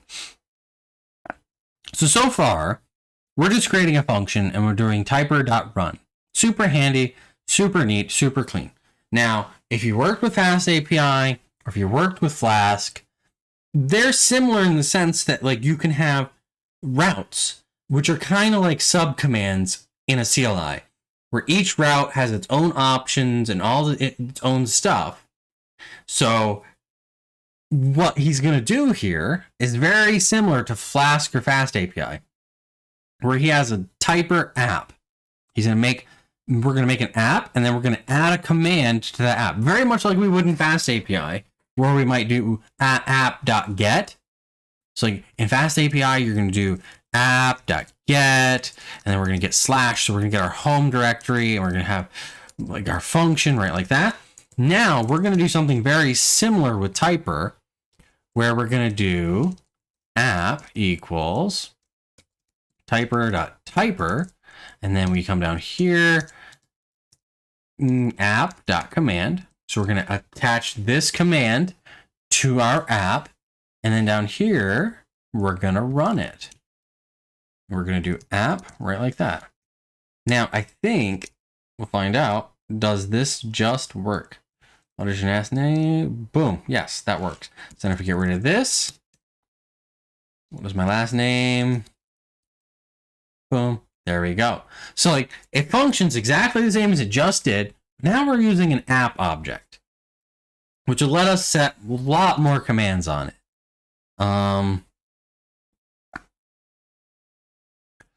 And let's see, like it looks like this might actually be just smart in the sense that it detects that this is the main command, but we'll find out in just a second how we create a subcommand. A CLI application with multiple commands.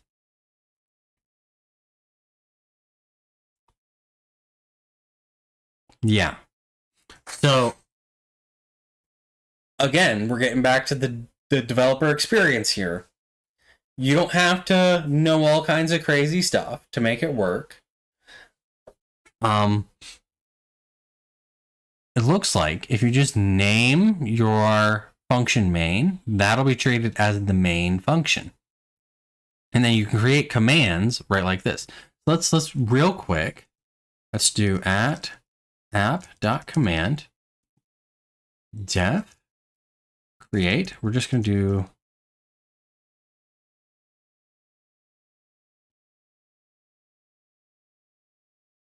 and then we do typer.echo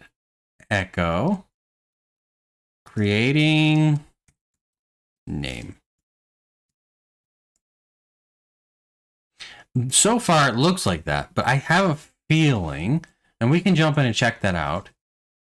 Create Bob.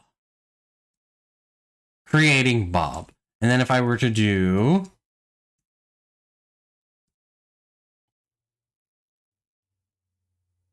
interesting. So it looks like, so it doesn't do what I thought it did. If you have multiple commands, it's going to default, all of them are going to be, you have to specify which subcommand you're using. I'd be curious to see, and let's jump into this. Let's jump into the code for command here. We can set our own name. There it is, right there.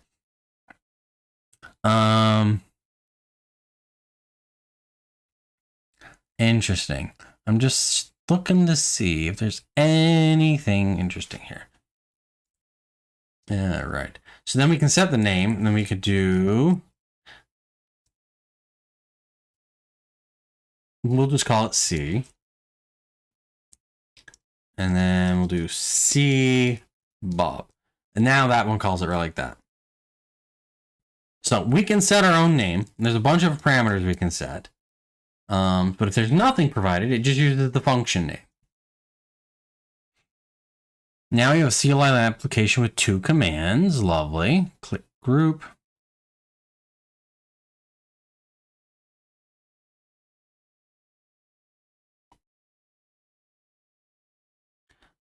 The typer doesn't modify that function itself. The function is left.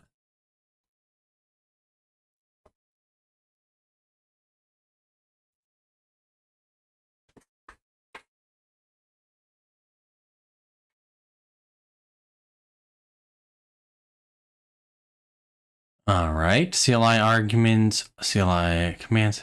Is there something special here?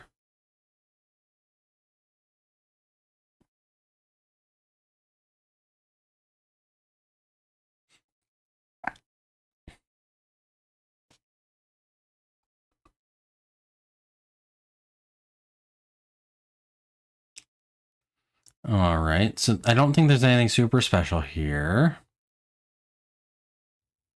Custom command names, like this is what you were asking about. You can set your own command names.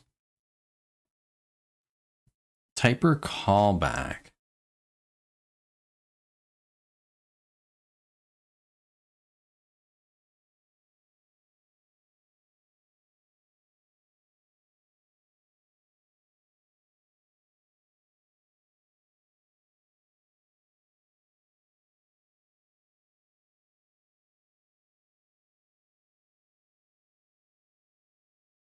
Okay.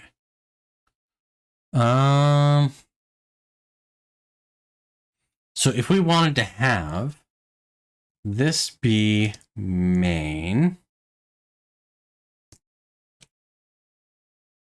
so now I think if we do, so like,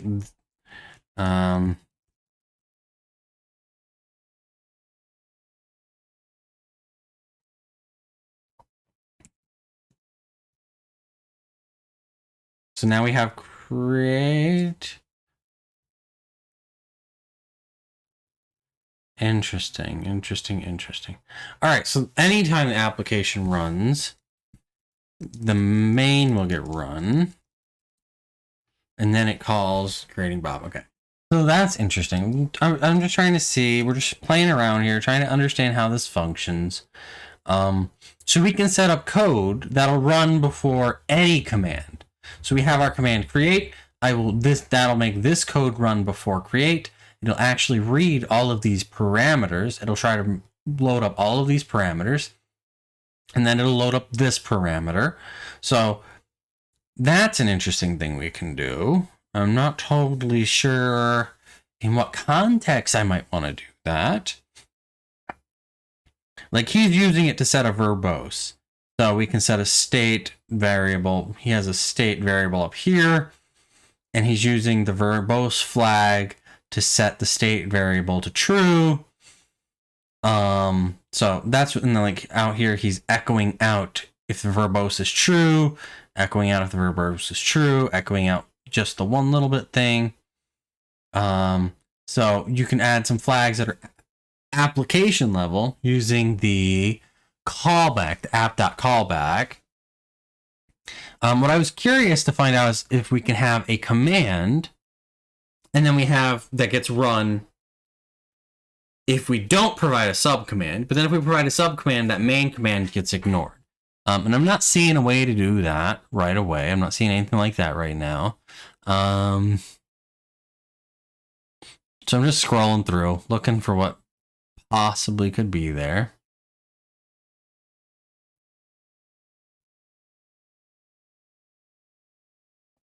That lets us set a doc string.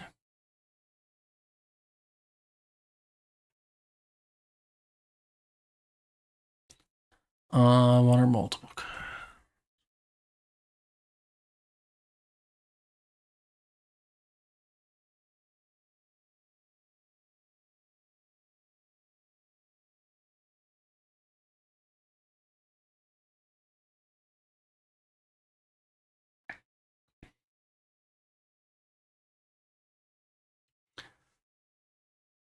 Just add a callback. All right. Using the callback to document. I don't. Using the context. CLI parameter type. Subcommands.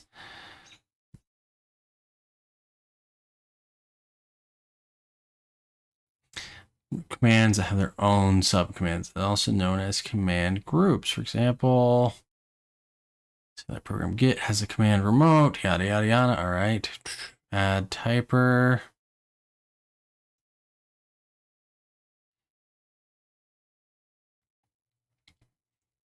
All right. Put them together.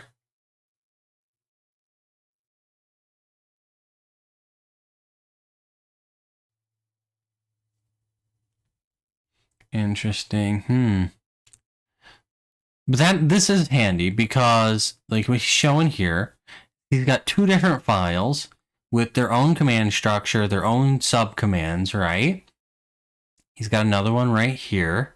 They're an entire typer app. Like they've even got the dunder name is dunder main. And then they run the app. Then he's importing them into this typer app. And he's adding them to this typer app. And that allows you to have multiple subcommands that have their own subcommands, which is really super duper handy. And like you see, he's doing, when he does python main.py help, it lists out the commands that are available. And then when he comes down here, he does main.py items help. So he's doing the subcommand help on the subcommand, and it lists out the commands on that subcommand. So that's really handy. In a single file, nested subcommands, subtyper callback override.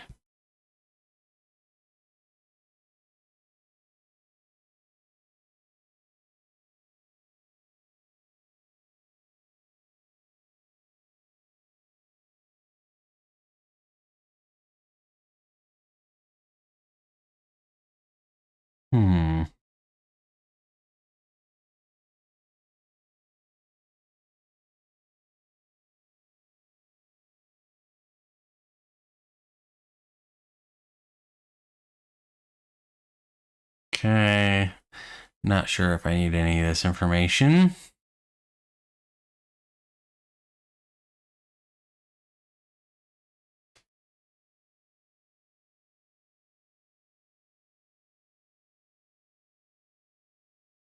All right. Launching applications. I'm just curious. What does this mean? Oh, okay, I see. Launching applications, like launching a web browser or something like that. Pretty handy, like, I guess, if you need to do any of that kind of stuff. This will handle calling out to the operating system to run another program. Looking good. All right, so testing was the last thing I wanted to look at. All right, so now testing. How do we do testing? So here he's got his little app, which is basically the little, it's a name, and it's taking an optional city. It's saying, hello, if a city is set, let's have a coffee in city. Pretty simple. All right, so now here in his testing, where he's writing his tests, he's importing testing from typer, and he's creating a CLI runner. So, like, if you were watching the stream where we were setting up the testing for the FastAPI server, we're kind of doing something similar where we had to load in we had to create a whole thing using HTTPX. So we had to create a client session, essentially, where we passed in our app to that client session. This is a little bit different in that instead of creating a session, you just create a runner, a CLI runner, and that's going to emulate calling the typer functions as if they were being called by the terminal. And so, like, literally, Because when you call on the terminal, like we can show this. Let me, we'll come right here. We'll do it right like this. New show.py import sys print sys.rv, I believe it's called.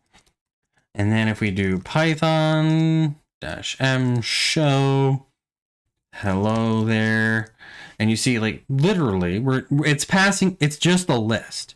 So all of these things right here, all of these right here get passed in as a list. Each space, it gets split on the spaces and passed in as a list, okay? So then when we look over here at this test, all he's doing is he's doing runner.invoke, and he tells it which app to run. So he's importing his app from the main file, right? And he's telling invoke to run this app, and here's the parameters he wants it to pass in. The arguments that he wants it to pass into that app. And then we get back the result, and it's going to have the exit code. It's going to have a result that's standard out. So we can check and make sure all the stuff is correct in the standard out, that all the stuff is correct about the error codes. Pretty handy, pretty fancy. Just looking to see if there's anything else interesting here. He's just explaining everything I just explained.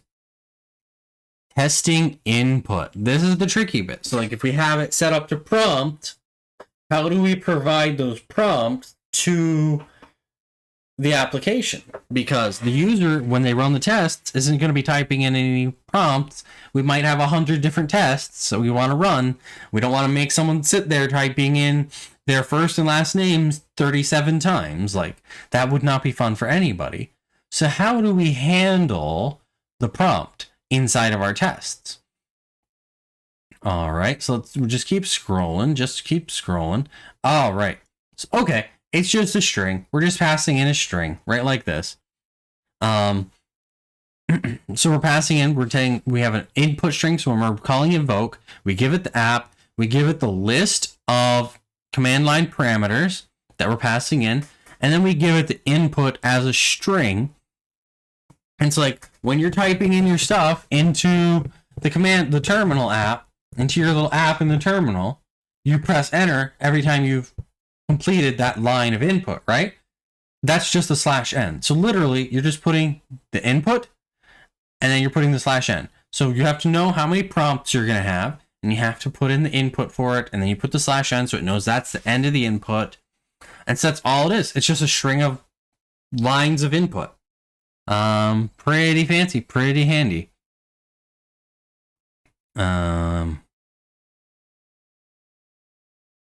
JavaScript, and you never create an explicit type of app. Okay, all right. So if we're going to end up using the typer.app, where'd it go? Like we're going to be using this syntax, but if we're going to stick with that original syntax where we do the typer.run, he's showing how to test that. The tricky part here is you have to create an app. You have to have an app in order to use the testing functionality. So what he's doing is he's literally decorating the function from the module after the fact, which is it's a little kludgy, it's a little odd. But if for some reason you want to stick with this typer.run format, it's perfectly acceptable. There's nothing inherently wrong with it. I think for me, doing the typer.app, the typer app makes the most sense. It's the cleanest in the tests. So that's the way I'm going to be going. It lets you do sub commands. It gives you a lot more power. Right. So, okay. So that's how the testing works. It seems pretty straightforward. It seems pretty simple. So I'm going to go ahead and I'm going to, did we have tests on this product? Yes, we do. Yes, cool. We have tests all set up and ready to go. So what I'm going to do is I'm going to create a new Python file, test CLI. All right. And so then we're going to come back over here and we're going to get this working. test the app. So we have to have this line. And then we do runner. I'm going to do this as a fixture. So we're going to do from PyTest, import fixture, def runner, return CLI runner, right like that. Okay. And then we got to decorate that as a fixture. Scope equals module. We don't need it all over the place, but we just need it on the module. And then we can do test hello world. We're just going to do a real quick test, and we're going to do runner right like that. And then we're going to do, how does this work? How we do, okay. Then we do result equals runner dot invoke, and we're going to need to import from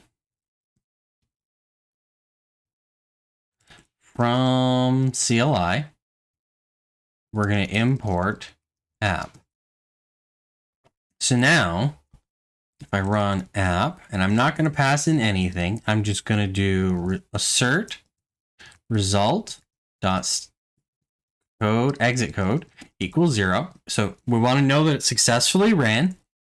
And then we're going to do assert result dot standard out, and we're going to do equals hello world. We'll see if that works. All right. So now we've got to come back over here to main. We're going to get rid of all of this, and we're going to do from CLI import app. And then we're going to do app. And we're going to do that right like that. Now it's complaining a little bit because we haven't created the app yet. I'm going to create a new file. PF, and we're going to call this one app. And now we're going to do import typer, and then app equals typer.typer, app.command def main, typer.echo hello world.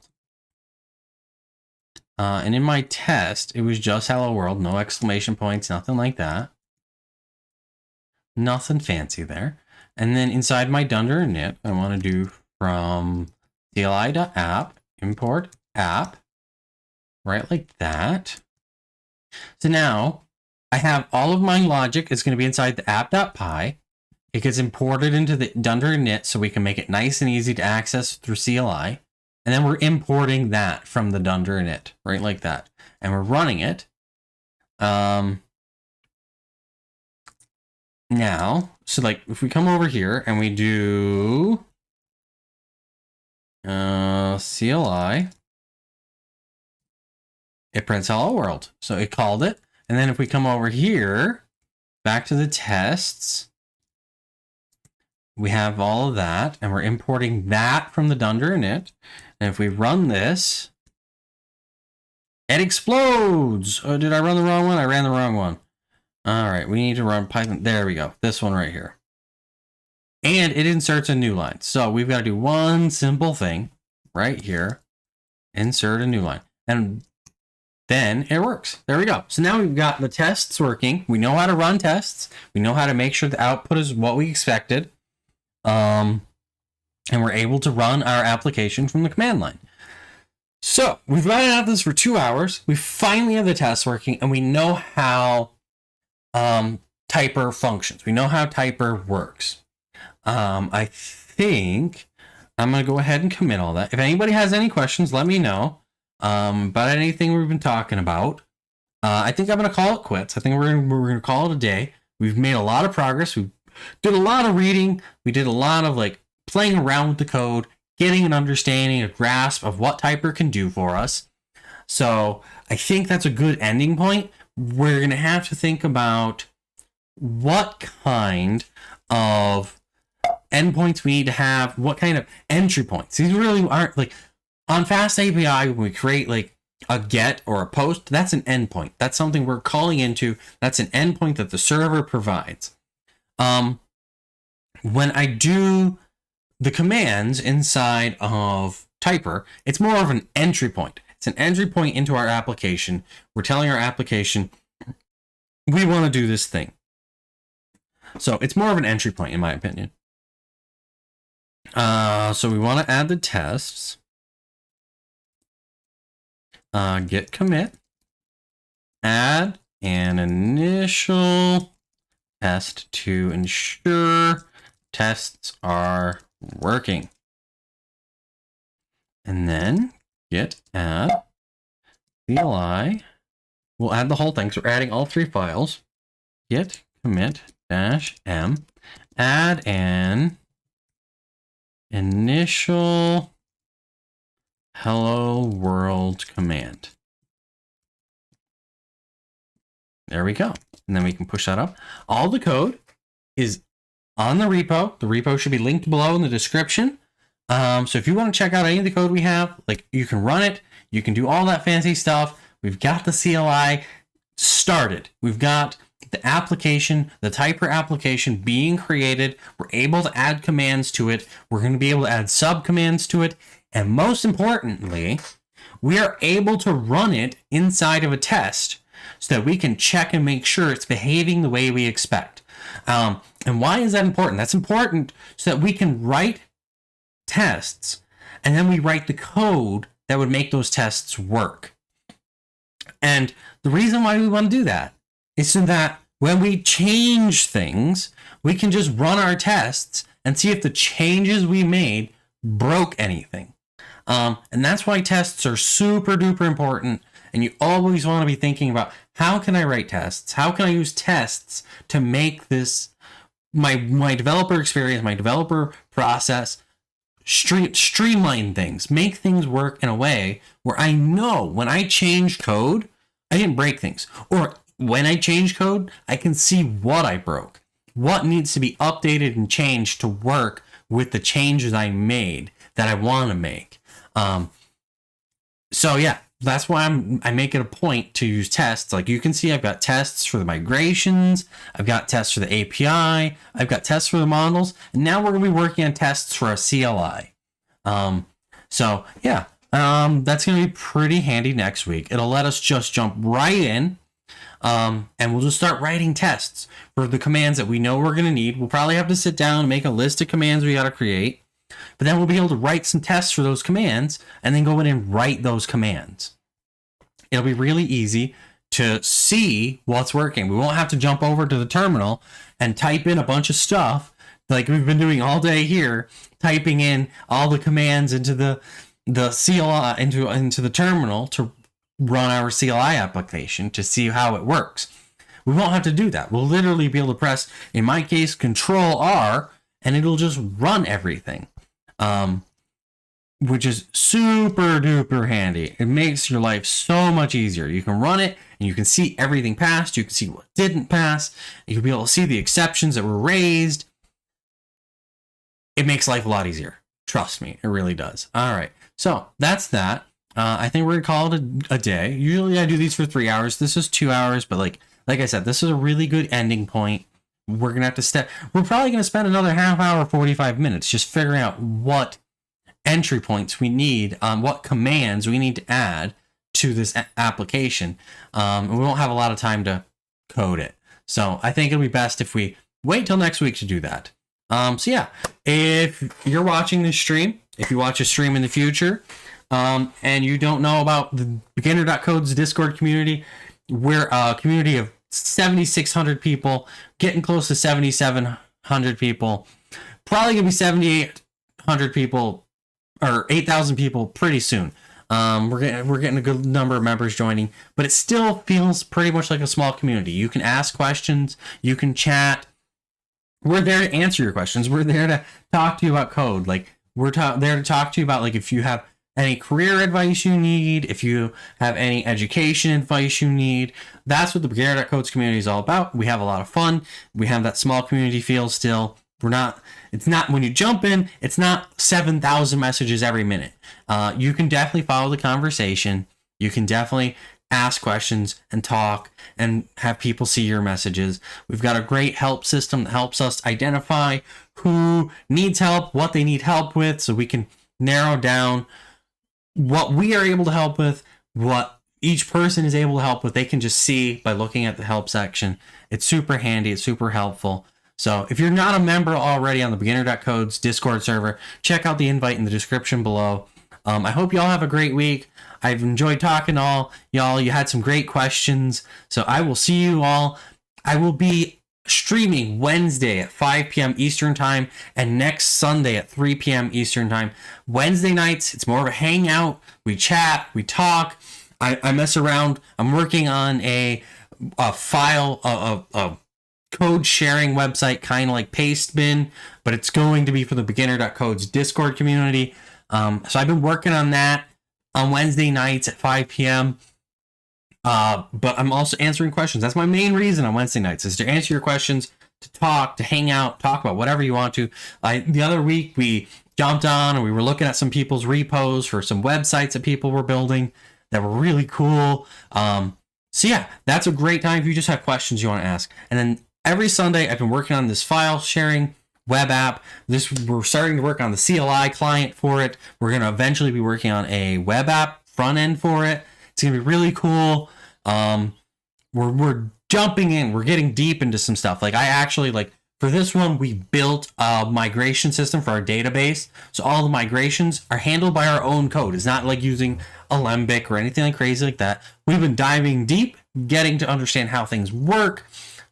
Like we built our own password hashing system, all of that fun stuff. So we're getting deep into the concepts. We're really digging deep. So if you want to follow along, I've got, oh my goodness, this is the 5th episode. So we've got over 14 hours of streaming content, writing code just for this project.